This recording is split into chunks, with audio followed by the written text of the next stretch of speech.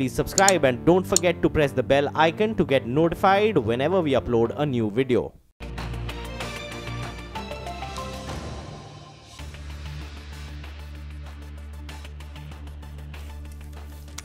Welcome back. Slips are more for the markets now. So now well below the 11,500 mark. We were hovering close to that level for a while now, trying to see whether we can hold on to it. But as you can see in the last few minutes, the markets have slipped. So now it's down about 40 points in the Nifty. The Sensex is down close to about 120 points. The casualties in the last 10 minutes include the Tata Motors. That stock has anyway, taken a big beating in 2018. But now it's down close to about 1.5%, taking its 2018 fall to about 40%. Weakness seen in Reliance Industries, the Kotak Mahindra Bank, and also a couple of pharmaceutical names. So Sun Pharma and Lupin too have dipped from the top of the day. T.S. Anantakrishnan, the CEO of Varanium Capital Advisors, joins in now. Good morning and thanks so much for joining in. Well, the markets have been a bit wobbly for the last few days. Are you sensing that this is a start of a big correction for our markets?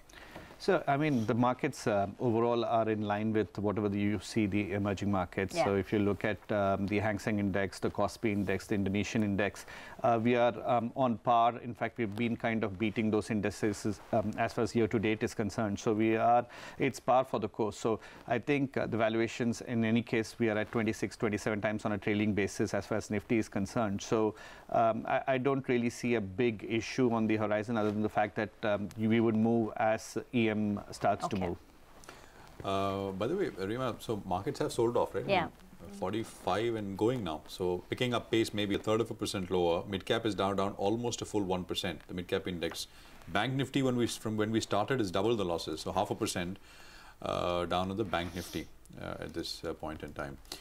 Anant, I mean, to your mind, this entire combination of oil and rupee and what will sort of bring some stability to the situation? You think it needs to be an intervention of some sort, or what? I mean, with oil, one can't do anything, at least not here. So there is more risk and there's anticipation, especially because of the Iranian sanctions, which are likely to come in November. So in anticipation of that particular Iranian sanctions, oil's anyways going up.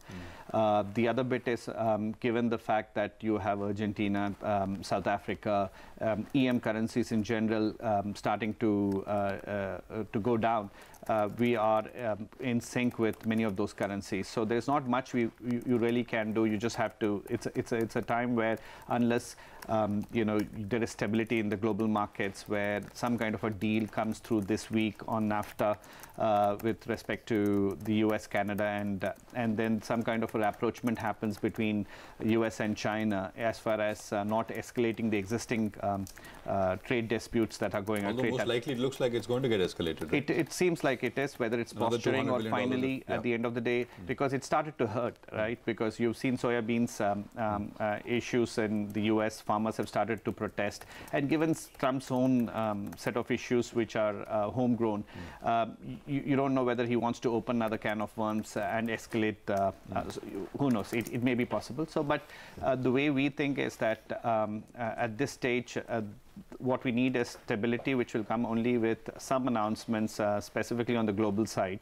The good thing is, given some of the statements that the Fed has made with respect to saying that they got into more neutral territory, we have to still see whether they will still do two Fed hikes, in the rest of the year. So, but it seems unlikely because growth has started to kind of stabilize in the US. It's not growing at the same level. Europe is going through its own set of issues. Asia is anyways going through their own set of issues. Crude is going up. Commodity prices have pretty much come down. Zinc is down 20-odd%.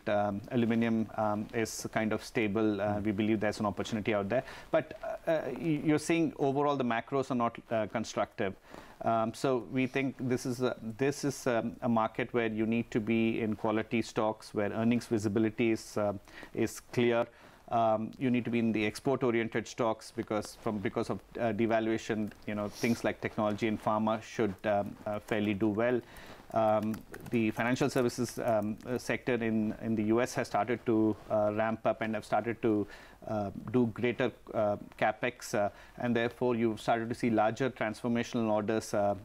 Both TCS as well as Infosys have started to back. So there is opportunity. It has to be stock specific. So those are the sectors that you would want to be in. Okay, you spoke about IT and pharmaceutical. What about FMCG? Because it appears in the last few days, the big profits are being taken off names like a Dabur or a HUL, for instance. That's the one which has taken the biggest hit in the last 3 days. Is it time to book profits? So you could have stated that at any point this year, because they were always been trading at north of 45, 50. But if you had done that, you would have lost a lot of money because their stocks continue to move up. Correct. So you could have stated that. So we don't really have specifically any of the names that you have mentioned in our portfolio, because our view was that you're overpaying for that particular growth that you're seeing. I mean, you stake from HUL to any of the names, they're not less than 45 to 50. So let me spin the question on FMCG then. How much of a correction would you wait to see before you could enter a name like HUL? Assume it's already corrected 10% from the top. Sure. How much more does it need to go before it looks attractive from a valuation point of view? From a valuation standpoint, it has to be significant. It has to be at least a 30% fall from here, because from here for us to be interested, because I mean you're growing at 8 to 9%. Why would you pay a 65 times multiple? That's how we look at it. Yes, the 8 to 9% that you are seeing at least is something which is consistent. But for us, we would look at the better valuations levels to enter. So the top bets would be what, Anant? I mean, in terms of stocks for you? So for us, we continue to like technology, mid technology. So as I said last time, also we are bullish on pharma, especially now that we think the FDA is much more lenient, or say they don't as strict as they were earlier, or maybe we corrected our processes. So I think select pharma looks extremely good. Auto ancillaries are still looking very good. And then from an NBFC perspective, we still see much of the corporate side of the banking sector, much of that business will go into the NBFC space. So those are predominantly the themes that we are playing at. We've also invested in some turnaround infrastructure plays, but we are still waiting for the turnaround to happen. Has not really happened there. In these turnaround infrastructure plays, would it be just the larger companies, or are you even dribbling into the mid-caps? Give us some color on how to identify these. So effectively, we are looking at where the order book have started to percolate. Any names?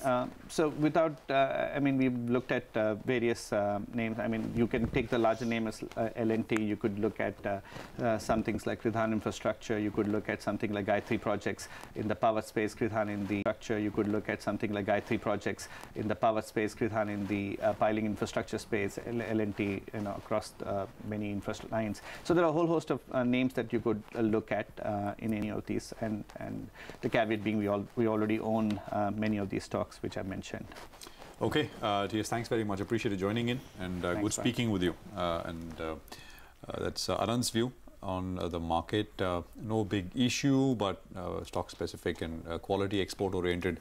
Anand's been saying he likes pharma and IT long before the rupee started going in this direction. By the way, BEL is now down 15%. So despite the management clarifying that there will be no drastic impact on the company's profitability, despite the revision in the the pricing guidelines, the street is clearly concerned. So BEL is now down close to about 15% as we speak.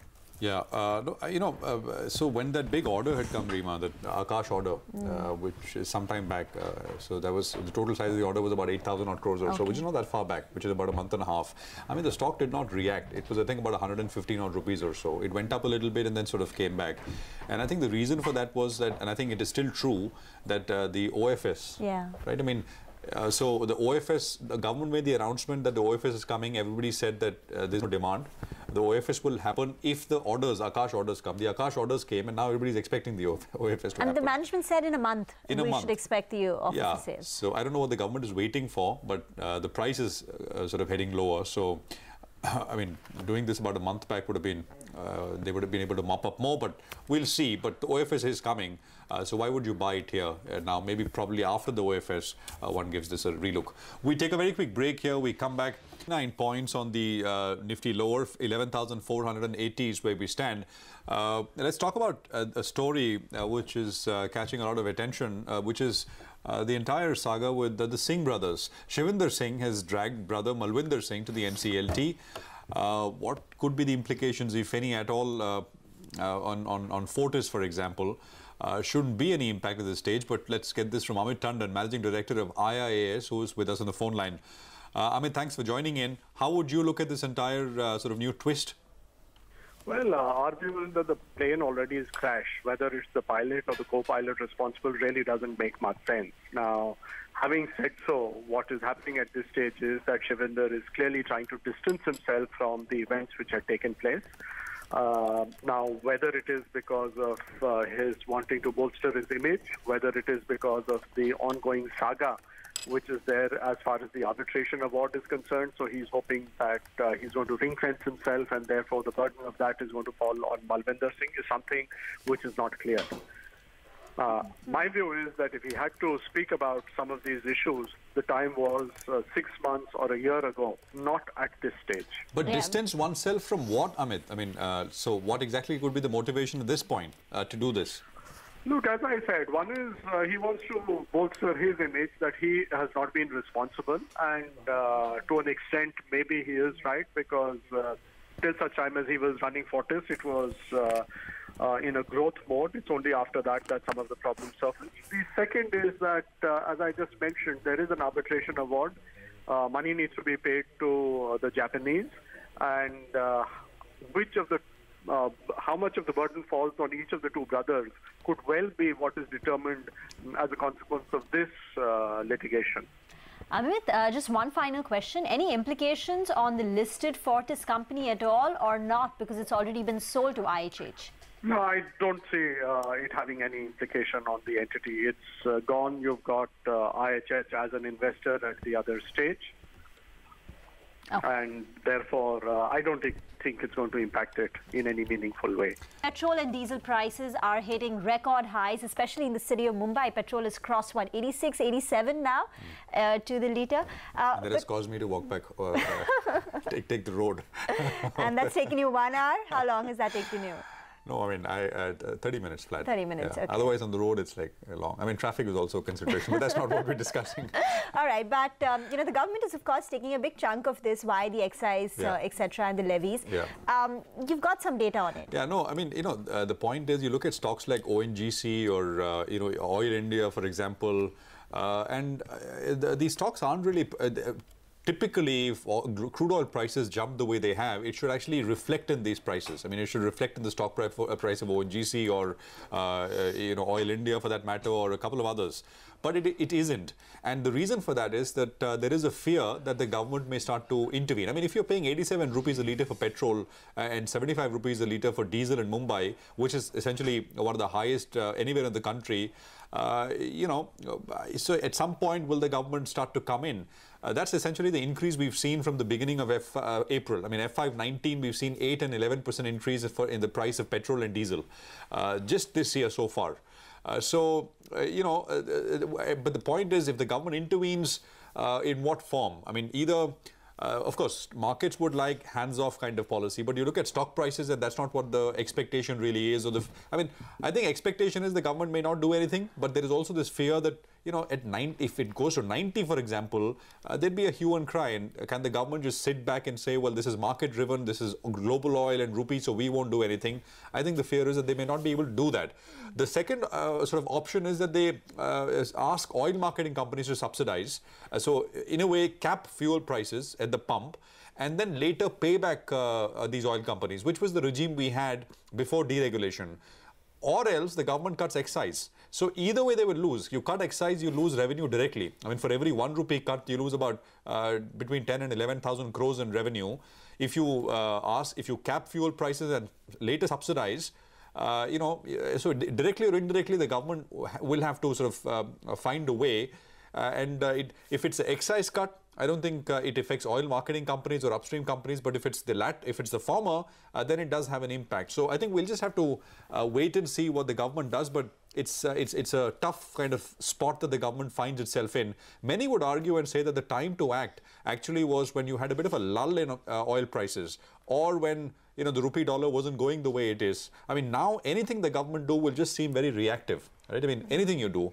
But it is what it is. And maybe we will see some action coming in, although the room for any such action is extremely limited. I mean, GST revenues, direct tax collection, fiscal, I mean, we know the story. So we'll wait and watch. All right, we'll wait for that story to evolve. On that note, let's just do a quick check on the markets. Well, it continues to be down by about 45 odd points, so that sell-off is not intensified. The Sensex is still down about 125 points. It's the banking stocks which have actually gotten a bit worse in the last few minutes as well. So the Bank Nifty is now down close to about 160 points, taking its cut to about 0.6%. As you can see, it's been a continuous slide since the start of the trading session. Kotak Mahindra Bank has taken a big hit. So that's one of the stocks under pressure.